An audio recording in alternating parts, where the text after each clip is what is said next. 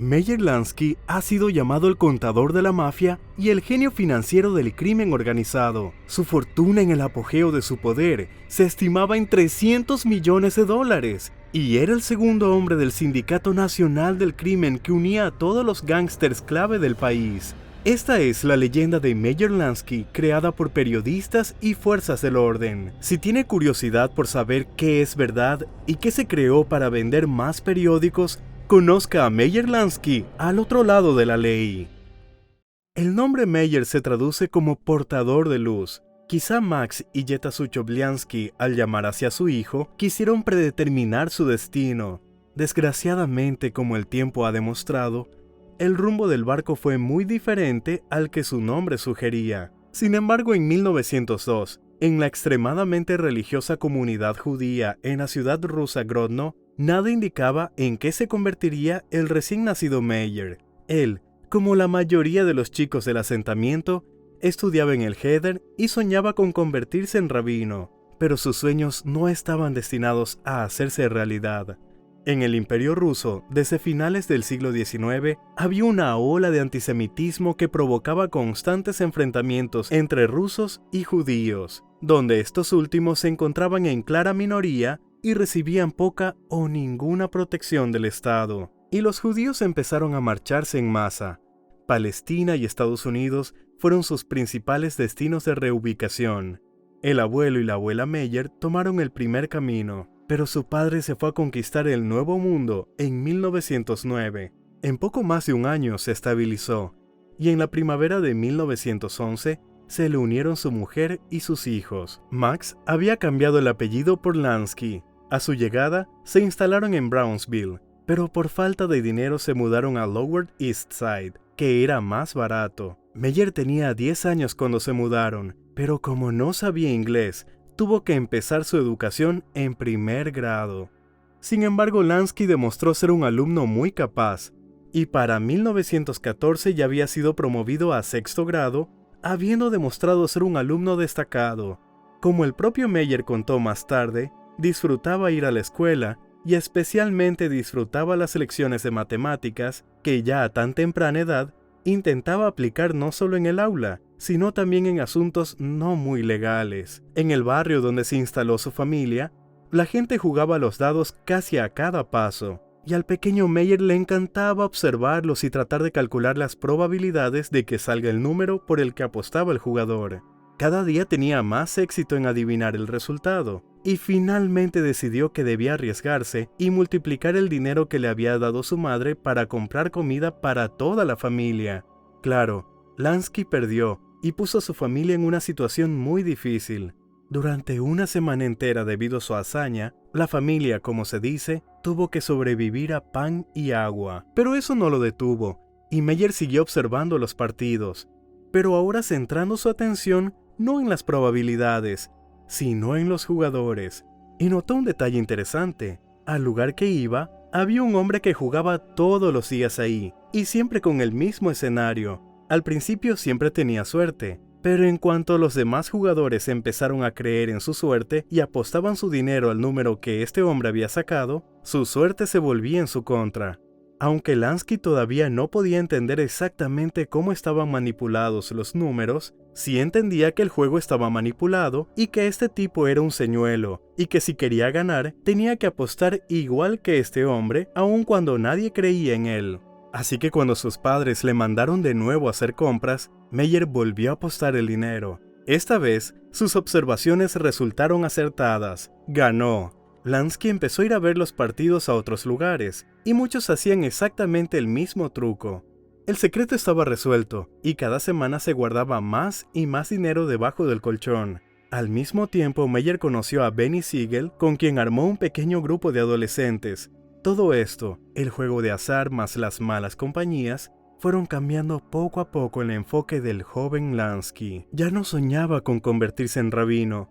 Ahora no quería repetir el destino de su padre, que nunca consiguió nada en su vida trabajando honestamente. Él, un adolescente que solo jugaba a los dados, ya ganaba tanto como su padre, y con un par de narices rotas, sus compañeros le tenían mucho más respeto que el que su jefe le tenía a su padre. Para un joven que aún no se había dado cuenta de las consecuencias de lo que era vivir en la delincuencia, la elección de su camino era evidente. A los 15 años, habiendo terminado el 8º grado con honores, Lansky abandonó la escuela.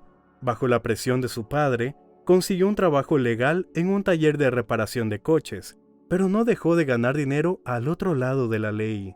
A los 18 años, trabajaba como encargado de un pequeño local ilegal donde se jugaban a los dados. Allí mantenía el orden y, si era necesario, echaba a los clientes no deseados. Otra forma que tenía Meyer de ganar dinero era trabajar para los sindicatos, que en ese entonces estaban en constante conflicto con los propietarios de las fábricas. Ambos contrataban gángsters para protegerlos mediante la fuerza. Eso es exactamente lo que hacía Lansky. Le decían a quién golpear, él lo golpeaba. Le decían que iniciara un disturbio en la fábrica y él lo hacía. Y quién sabe, tal vez Meyer se habría quedado en este nivel de gángster para siempre. Pero en 1920 el gobierno de Estados Unidos introdujo la prohibición, lo que permitió a cientos de gángsters de todo el país ganar enormes sumas de dinero. Y Lansky no fue la excepción. El camino de Meyer hacia la fortuna, como para muchos otros gángsters en la época de la ley seca, lo abrió Arnold Rothstein. Meyer conoció al gran financista a través de amigos en común, sobre el que por cierto también tengo un video en mi canal. Le dio a Lansky el acceso inicial a productos importados de alta calidad. El negocio no era algo extraordinario: comprar, vender, obtener ganancias, expandirse. Al mismo tiempo, hace nuevas conexiones y forma nuevas alianzas. En este sentido tengo que mencionar la relación de Lansky con Charles Luciano, a quien conocía desde la infancia, y con Frank Costello, con quien mantendría estrechos contactos comerciales incluso después de la ley seca. Por cierto, tengo videos separados sobre ambos en mi canal. Tan pronto como termine este video, vaya allí. Es igual de interesante. Sin embargo, esto no era todo, porque de lo contrario no se hubiera referido a Lansky como el gángster más inteligente que conocían. Meyer no solo buscaba oro, también vendía las herramientas para buscarlo. O dejando la metáfora a un lado, él, junto con Ben Siegel, no solo vendía alcohol ilegal, sino que también tenía su propia flota de camiones que alquilaba con chofer a otros contrabandistas. Y como la mayoría de las veces el alcohol tenía que entregarse fuera de la ciudad, el negocio era sumamente popular y generaba excelentes ingresos. Al fin y al cabo, la competencia era mínima, ya que poca gente estaba dispuesta a entregar sus camiones sin preguntas, e incluso con choferes dispuestos a enfrentarse a las balas de los competidores si eso ocurría. En general, durante la ley seca, Lansky había tenido bastante éxito. Sí, tuvo algunos problemas, pero sufrió grandes pérdidas. Además, sus socios, Luciano y Costello, habían llegado bastante alto. El primero se convirtió en el jefe de una familia que ocupaba la primera posición en el mundo del crimen organizado, la Cosa Nostra. Y el segundo estaba a punto de conseguir su famosa influencia política. Si a esto le añadimos las nuevas conexiones que había hecho por todo el país, así como los cientos de miles, si no millones de dólares que la ley seca le había generado, Lansky tendría un gran trampolín para empezar a hacer lo que le daría fama: el juego. Sin embargo, después de la derogación de la prohibición, Lansky comenzó su negocio de una manera un poco diferente. Junto con los principales contrabandistas de Cleveland, Sam Tucker y Moe Dalitz, Lansky fundó Maloska Corporation, una empresa que suministraba melaza en polvo deshidratada a la industria de la destilación. La melaza en polvo era un aditivo barato que se añadía al azúcar en el proceso de elaboración del licor, y Molaska Corporation utilizó nuevas técnicas de fabricación para liderar el suministro de este ingrediente a nivel nacional, en un nicho que prometía estar en auge hasta la derogación de la ley Volstead. Pero los defensores de la ley pusieron una piedra en el camino. La producción de alcohol estaba gravada con impuestos muy altos tras la derogación de la ley seca. Surgieron destilerías ilegales por todo el país. Lansky y sus socios, en lugar de salir de las sombras y legalizarse, volvieron a la delincuencia y empezaron a hacer entregas a fábricas ilegales, lo que les costó caro. Cuando las autoridades cerraron una de estas fábricas, que producía hasta 20,000 botellas de licor al día, empezaron a investigar a los proveedores de materias primas y, para no ser objeto de investigación, Lansky y sus socios se vieron obligados a cerrar la empresa y con la ayuda de abogados a cubrir todos los rastros. De esta manera, Meyer arruinó su primera oportunidad de ganarse la vida en el sector legal de la economía. No tenía idea de cómo ganar dinero legalmente, acorde con el dinero que generaba el contrabando. Entonces su mirada se posó de nuevo en el juego, lo que marcaría su inicio en el lado más oscuro de la sociedad estadounidense. Durante la ley seca, Meyer tenía en Nueva York algunos lugares donde la gente podía beber y jugar a los dados, pero la escala era muy pequeña. Incluso podría decirse que estos lugares eran más para el disfrute personal que para ganar dinero de verdad. En Nueva York estaba prohibido el juego. Era imposible tener un casino respetable y permanente en Nueva York. Sin duda lo habrían clausurado. Pero en el puente turístico de Saratoga Springs, a solo 300 kilómetros de la Gran Manzana, las autoridades eran mucho más permisivas. Y este tipo de establecimientos eran comunes aquí. Saratoga era visitada principalmente por los más ricos, y aquí tenían una especie de sanatorio de élite. Por la mañana desayunaban, luego iban a la sala de masajes o a recibir otros tratamientos de belleza, y después la mayoría se reunía para ver las carreras de caballos. A las 6 de la tarde, el tratamiento en Saratoga se terminaba y los invitados se trasladaban fuera del pueblo a las llamadas Casas del Lago, que eran lujosos restaurantes con casinos igualmente presentables. Allí les recibía Meyer Lansky, que dirigía una de estas casas de juego a mediados de la década de 1930. Su establecimiento, que abrió con Frank Costello y Joe Adonis, se llamaba Pippin Rock. Costello se encargaba del restaurante, y cada temporada enviaba allí a sus mejores trabajadores desde Copacabana. Adonis llevaba la clientela adinerada que frecuentaba sus establecimientos de Nueva Jersey, y Lansky dirigía directamente el casino. Durante la temporada de vacaciones, que en Saratoga duraba aproximadamente de junio a septiembre, los socios podían ganar varios cientos de miles de dólares cada uno. Para Adonis y Costello era solo una forma más de ganar dinero, pero para Lansky, en ese momento era su único negocio y necesitaba algo más que le generara ingresos el resto del año. Y eligió Florida, donde la temporada turística comenzaba justo después del final de la temporada en Saratoga. Aquí, en 1936, en un pueblo llamado Hallandale, cerca de Miami, un modesto especulador llamado Julian Kaufman abrió un casino. En un cobertizo donde antes se almacenaban tomates, empezó a aceptar apuestas sobre eventos deportivos. Y cerca bajó unos toldos. Por las noches, la gente podía jugar a los dados, a la ruleta y al blackjack. Pero cuando organizó partidas diarias de bingo con un gran premio de $3,000, con el que se podía comprar un flamante Cadillac, convirtió su local llamado Plantation en un lugar de atracción para aquellos que les gustaba probar suerte. Pero fue acosado por lugareños devotos que demandaron a Kaufman. A partir de esto prohibieron hacer negocios en Plantation. Y tal vez Kaufman habría cerrado y Hallandale no habría vuelto a ver juegos de azar en su territorio.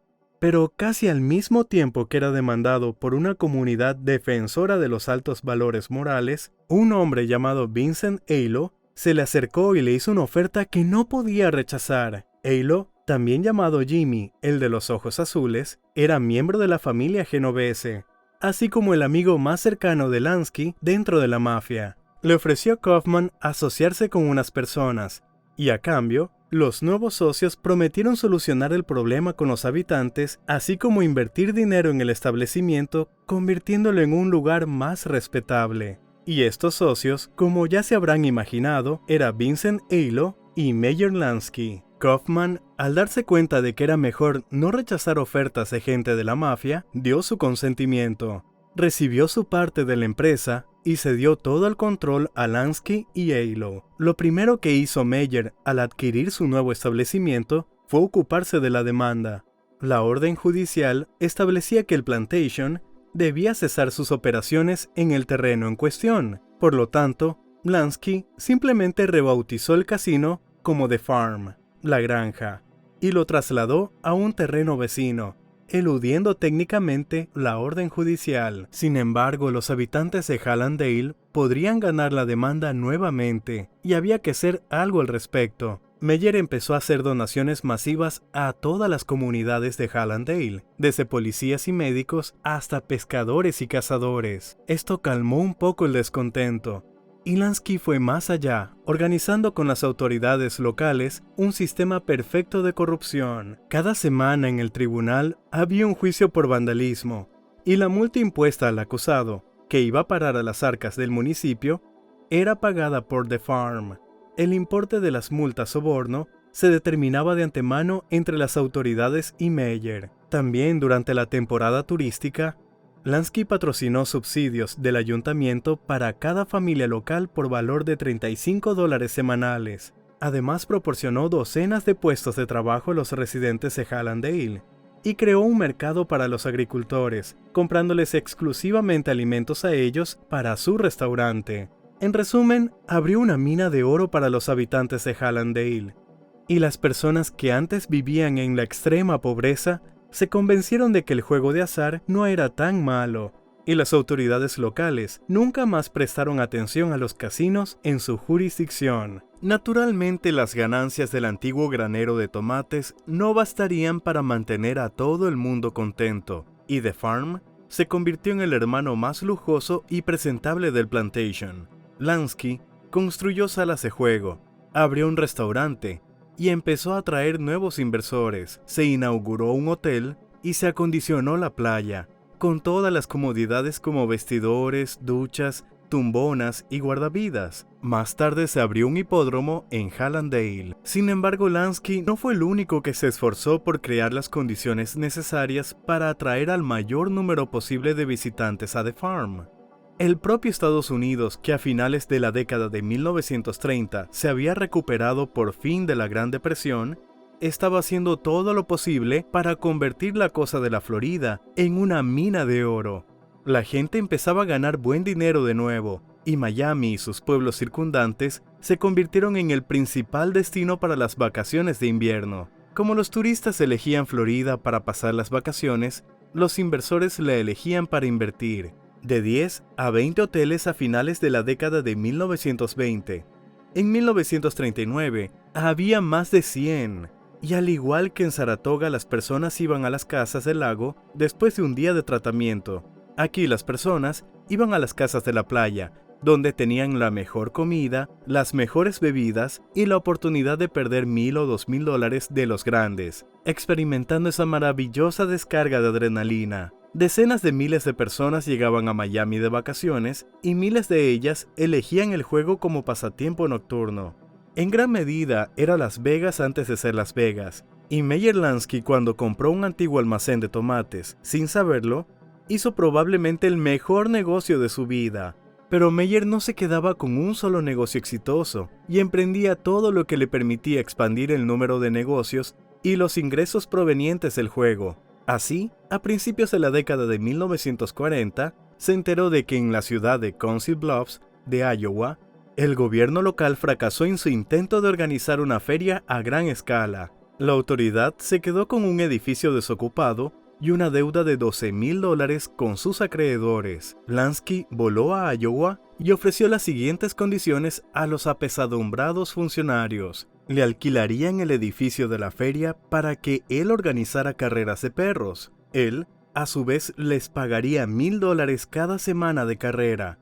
Además, Meyer construiría la pista y las gradas, que pasarían a ser propiedad de la ciudad 5 años después del vencimiento del contrato. Las autoridades aceptaron tan generosas condiciones y en el verano de 1941 se abrió la pista al público. Las autoridades aceptaron tan generosas condiciones y en el verano de 1941 se abrió la pista al público llamada Dodge Park. Lansky ganaba dinero tomando apuestas en las carreras, y para eludir la prohibición del juego, todas las cabinas donde la gente podía apostar su dinero no aceptaban estas apuestas, sino que vendían opciones, y todo el hipódromo no estaba lleno de apostadores, sino de inversores, que si ganaban podían volver a vender su opción en el mismo lugar donde la habían comprado, pero con un valor aumentado. Si una persona perdía, su opción ya no valía nada. Y a pesar de que tal esquema era una bofetada en la cara de los funcionarios, nadie tocó a Meyer, porque el dinero que tanto necesitaban iba a parar a las arcas de Council Bluffs. Casi al mismo tiempo que Lansky operaba en Florida y Iowa, realizó su primera visita de negocios a Cuba, donde Batista, que tomó el poder a principios de la década de 1930, estaba descontento con la situación del negocio de las apuestas en la isla.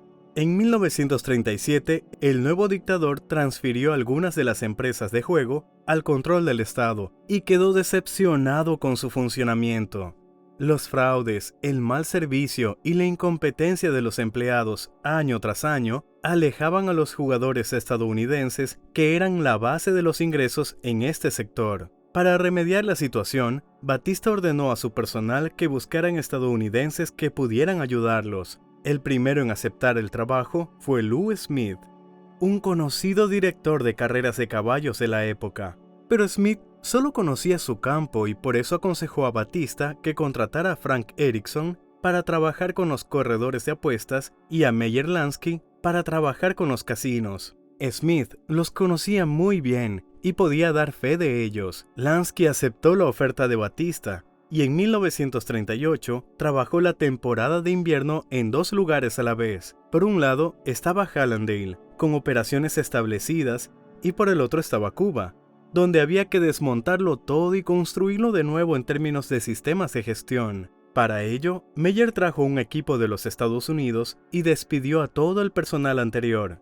El personal recién contratado formado por cubanos trabajó toda la temporada con el equipo de Lansky, que lo supervisaba y formaba. Tan drásticas medidas dieron sus frutos. El Casino Nacional que recibió en su gestión a Lansky se transformó por completo, convirtiéndose de nuevo en el destino favorito de los turistas estadounidenses. Batista se alegró y Meyer se comprometió con Cuba por largo tiempo, donde podía hacer lo que le gustaba sin tener que preocuparse por regulaciones y prohibiciones.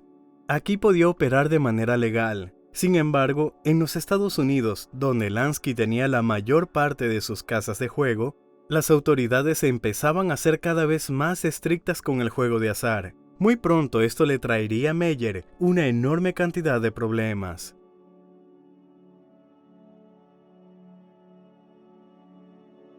El periodo comprendido entre mediados de los años 30 y finales de los 40, salvo un paréntesis durante la Segunda Guerra Mundial, fue la época dorada personal de Meyer Lansky. Un casino en Saratoga, un casino en Florida, carreras de perros en Iowa y el comienzo del trabajo en Cuba. Y a finales de la década de 1940, sumaría una participación en un hotel casino de lujo en Las Vegas, que estaba construyendo su viejo amigo Benjamin Siegel, apodado Bugsy. Desde 1931, Nevada era el único estado donde el juego era legal. Y desde principios de la década de 1940, empezaron a surgir grandes proyectos de hoteles casino. En 1941, cuando Siegel fijó su atención en Las Vegas, ya se había construido un complejo turístico con casino llamado el Rancho Vegas, y un año más tarde abrió sus puertas el hotel casino Last Frontier. Estos establecimientos tenían todo lo necesario para unas vacaciones: cómodas habitaciones con aire acondicionado, piscina, canchas de tenis y, lo más importante, un casino con todo tipo de juegos de azar. Gracias a estos lugares, Las Vegas empezó a atraer a más personas cada año, algunas de las cuales incluso se quedaban a vivir en la ciudad. Siegel, que se dedicaba al negocio de las apuestas, empezó a ver la perspectiva de los hoteles casino y en 1943 intentó comprar el Rancho Vegas, pero el propietario se negó rotundamente.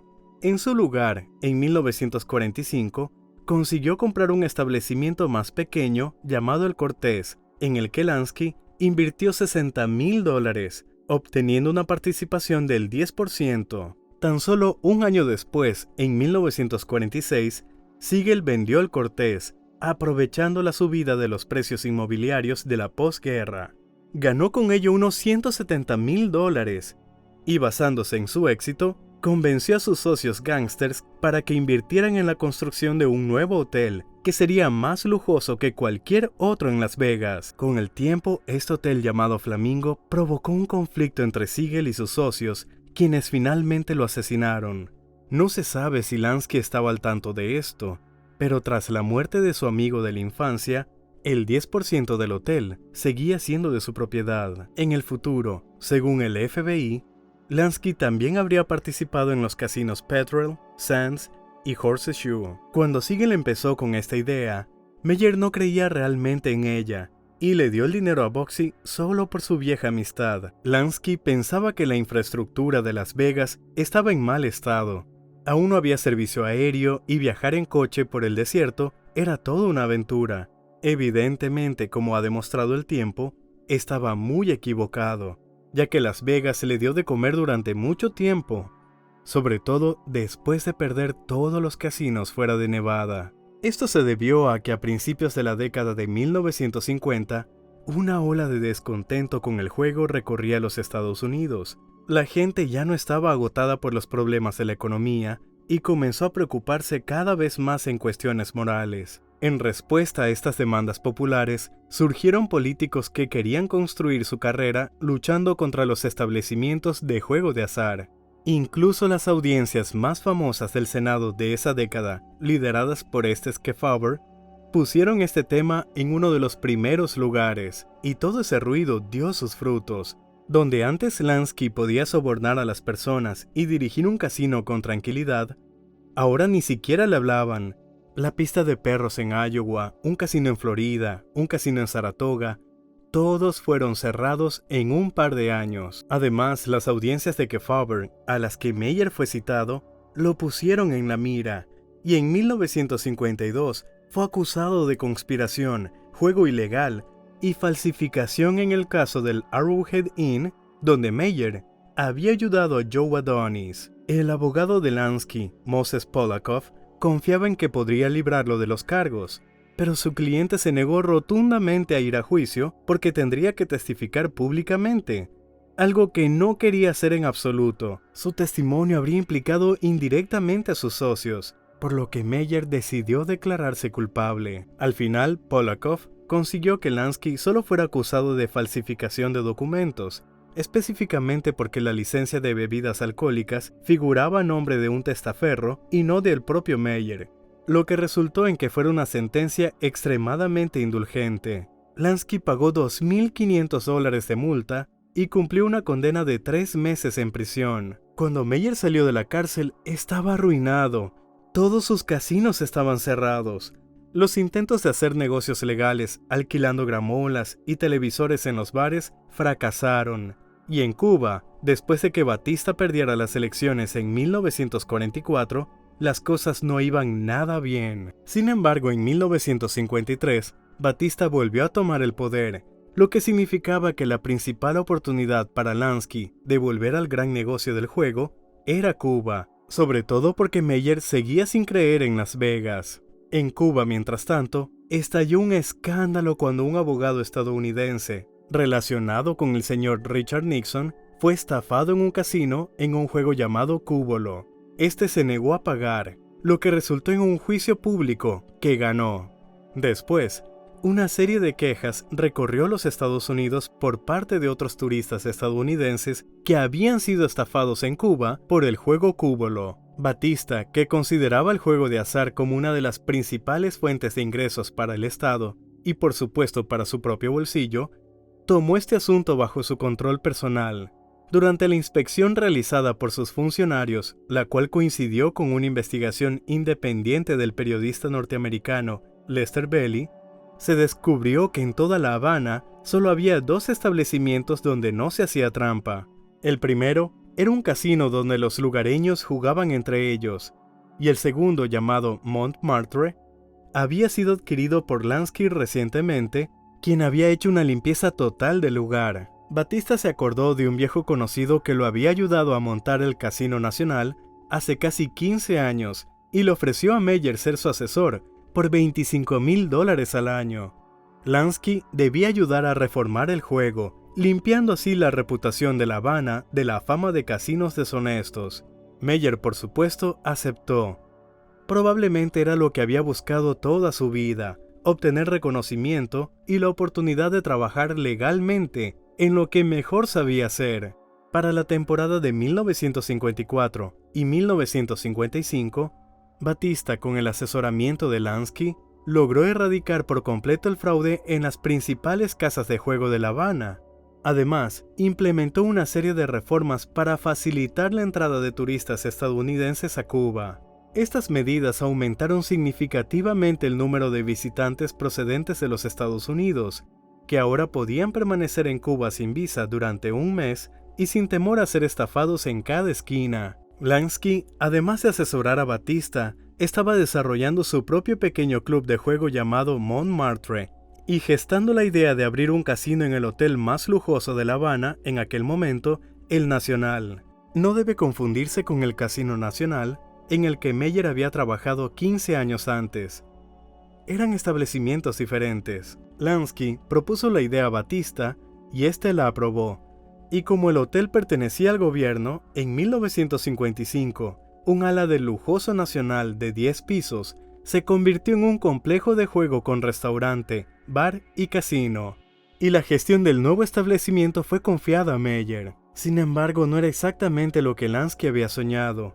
Él quería tener su propio casino en Cuba, donde esta actividad era completamente legal, porque después de su condena en Las Vegas, nunca podría trabajar abiertamente allí otra vez. En ese mismo año, en 1955, su sueño se hizo realidad. En ese año, el gobierno cubano promulgó una nueva ley para hoteles, según la cual Cuba concedía exenciones fiscales a todos los nuevos hoteles, moteles y establecimientos similares que brindaran alojamiento turístico. Además, cualquier hotel nuevo que costara más de $1 millón y cualquier club nocturno que costara más de $200,000 tenía derecho a solicitar una licencia de casino. Lansky aprovechó esta ley y en 1956 empezó a construir su propio hotel casino llamado Riviera. A finales de 1957, el edificio de 21 pisos y 440 habitaciones estaba terminado. El Riviera era la quinta esencia de toda la carrera de Meyer en el juego. El más grande, el más lujoso, el más confortable. El Riviera incorporaba todos los conocimientos y la experiencia que Lansky había adquirido a lo largo de los años. Era el único de La Habana en aquella época con un sistema central de aire acondicionado silencioso. Aquí actuaban los mejores artistas americanos, y la cocina, según muchos, era la más deliciosa de Cuba, y por supuesto en el Riviera se podía jugar a cualquier tipo de juego de azar popular de la época y saber que los juegos no estaban arreglados en tu contra.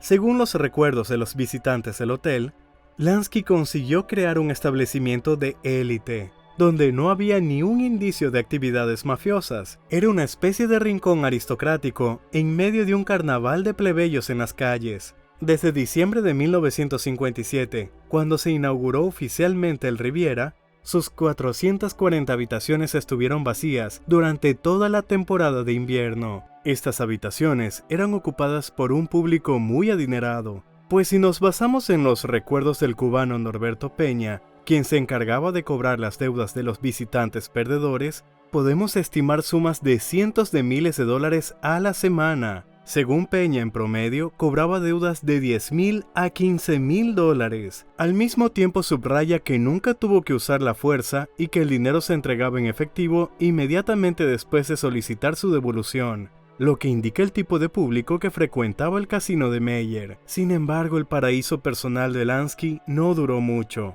A finales de 1958, Batista huyó de Cuba, y Fidel Castro tomó el poder que, cambiando el rumbo del desarrollo hacia el socialismo, expulsó de la isla a todos los operarios de casinos. Meyer y sus socios habían invertido en el Riviera entre 14 y 18 millones de dólares, pero solo consiguieron recuperar 3 millones. Lansky lo perdió todo en Cuba: dinero, sueños e incluso su salud. Después de toda esta historia, la úlcera que ya padecía se le agravó. Fue hospitalizado 2 veces, y todo apuntaba a que no sobreviviría. Pero Meyer Lansky logró recuperarse de este golpe en la medida de lo posible, y ahora, tras haber cruzado el umbral de los 60 años, necesitaba encontrar nuevas fuerzas y nuevos objetivos para continuar con su vida. A principios de 1962, Meyer sufrió un ataque cardíaco, del que logró sobrevivir. En agosto de ese año, decidió hacer un viaje a Europa y, entre otras cosas, visitar su pueblo natal. Lansky se enamoró de Israel a primera vista. Este viaje turístico le hizo pensar seriamente en abandonar los Estados Unidos, que tantas decepciones le trajo, y mudarse al país de los sueños de su abuelo. La única dificultad era que tras el fiasco de Cuba, no tenía dinero suficiente para vivir tranquilo en otro país. El único ingreso notable que le quedaba provenía del desvío de fondos de los casinos de Las Vegas, donde Meyer tenía entre un 5% y un 10% de participación en varios casinos. Le tomaría más de un año acumular la cantidad de dinero necesaria con ese nivel de ingresos. Además, debía asegurarse de que las autoridades estadounidenses no le quitaran sus últimas fuentes de ingreso, y para ello tendría que hacer un par de inversiones exitosas en el extranjero, donde no tendría que gestionar constantemente, y su participación sería extremadamente difícil de probar. El desvío de fondos de los casinos, por si alguien no lo sabe, es cuando se retira dinero de un establecimiento de juegos de azar para eludir los informes oficiales, es decir, es una especie de evasión fiscal, y eso era lo que generaba ingresos a Lansky después de perder el Riviera. Oficialmente para el IRS, obtenía dinero de sus inversiones legales pasadas. Tenía una participación en varios pequeños hoteles en Florida, así como alrededor del 20% de las acciones de una pequeña compañía petrolera llamada State Summerfield. Este dinero era suficiente para equilibrar sus cuentas con el IRS y evitar problemas legales. Lansky sacaba los ingresos que generaba en los Estados Unidos de la siguiente manera. Había un banco en Miami llamado Bank of Perrine, que tenía un acuerdo especial con el Castle Bank of Nassau en Bahamas, según el cual el primero era en realidad una sucursal del segundo. Es decir, se podía ir al banco de Miami, depositar cualquier suma de dinero en una cuenta y pedir que ese dinero se acreditara en el banco de Bahamas. No quedaba rastro documental en el banco norteamericano, todos los datos iban directamente a las Bahamas. Desde allí, Meyer transfería el dinero lejos del fisco estadounidense, concretamente a Suiza. Desde Suiza podía realizar libremente nuevas inversiones en el extranjero, cuyas ganancias también terminaban allí.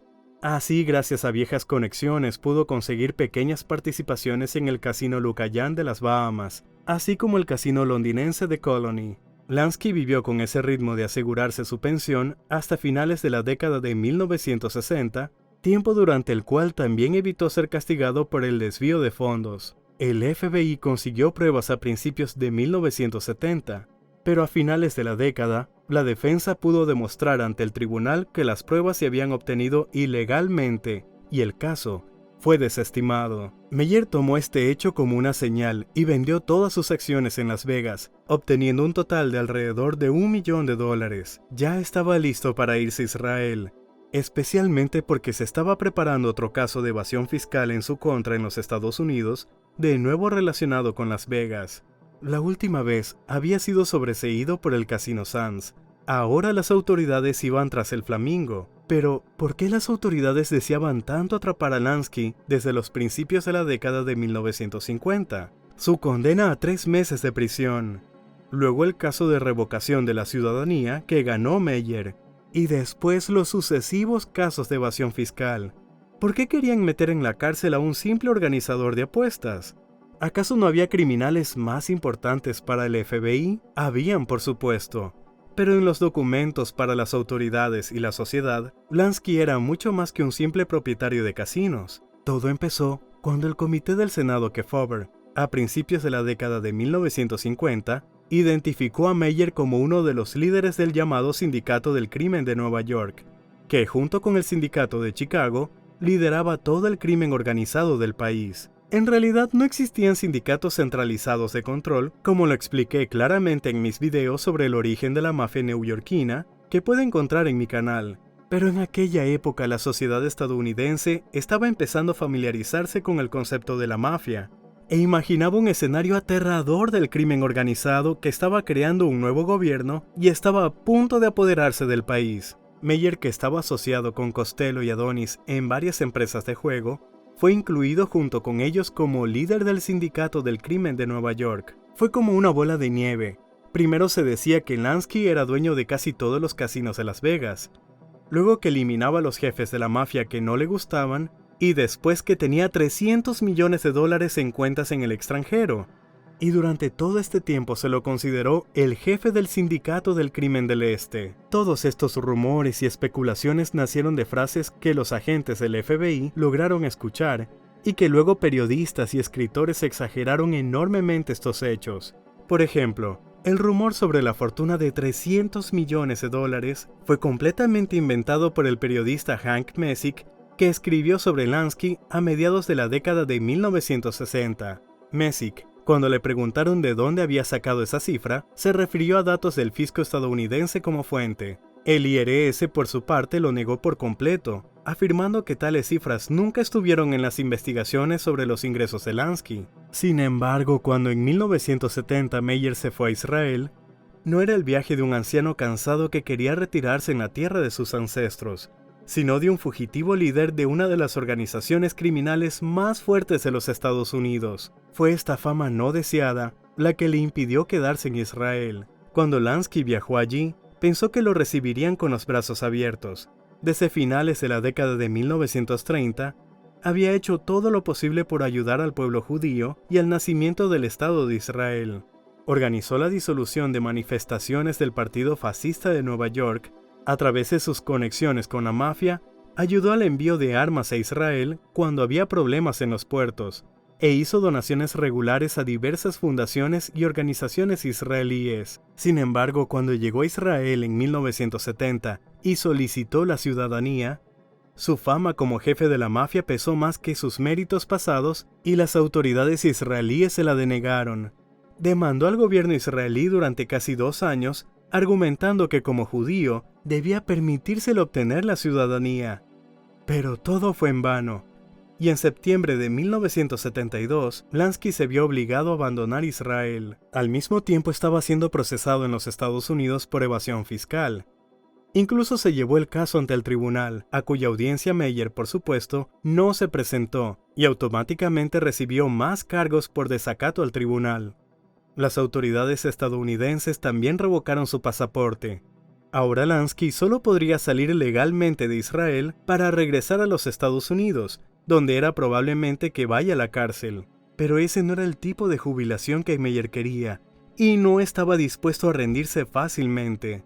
Con la ayuda de conocidos que había hecho en Israel, en particular con el apoyo de Joske Schaner, que había sido director de los servicios de seguridad del primer ministro de Israel durante la época de David Ben-Gurión, obtuvo una visa para Paraguay, donde no había extradición a los Estados Unidos. En noviembre de 1972, Lansky abandonó Israel. Primero voló a Zúrich, de allí a Río de Janeiro, donde cambió de avión a Buenos Aires, y finalmente de allí voló a Paraguay. Una cosa que Lansky y Schaner, quien lo ayudaba, no tuvieron en cuenta fue que el avión procedente de Argentina solo hacía una escala intermedia en Paraguay y el destino final era en Estados Unidos. Así que los 2 agentes del FBI que abordaron en el avión en Paraguay simplemente no dejaron bajar a Lansky. Alegaron que hacía solo un par de horas las autoridades paraguayas habían decidido no dejar entrar a Lansky en el país debido a sus problemas legales.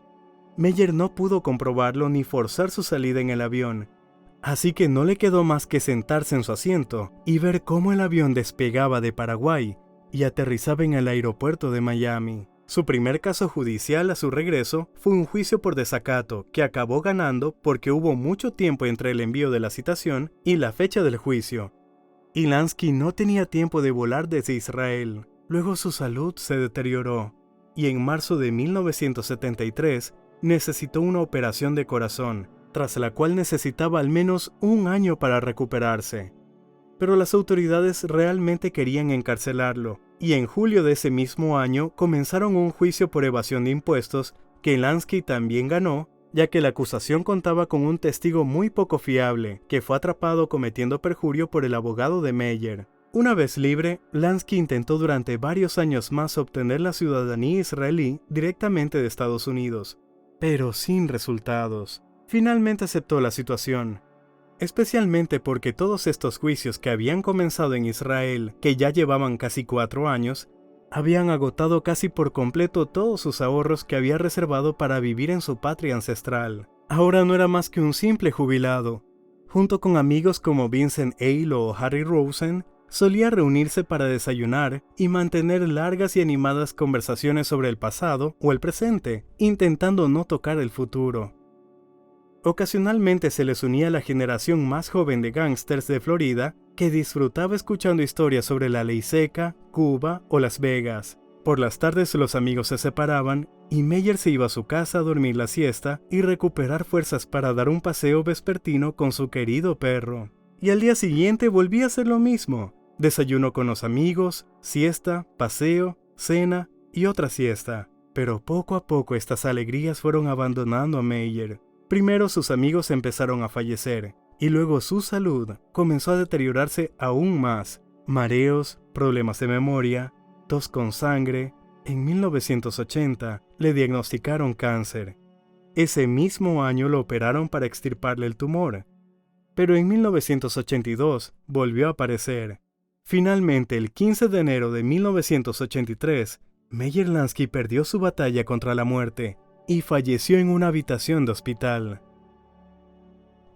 Esa fue la historia de Meyer Lansky, un hombre que en mi humilde opinión podría haber conseguido mucho más en su vida de lo que la suerte finalmente le permitió.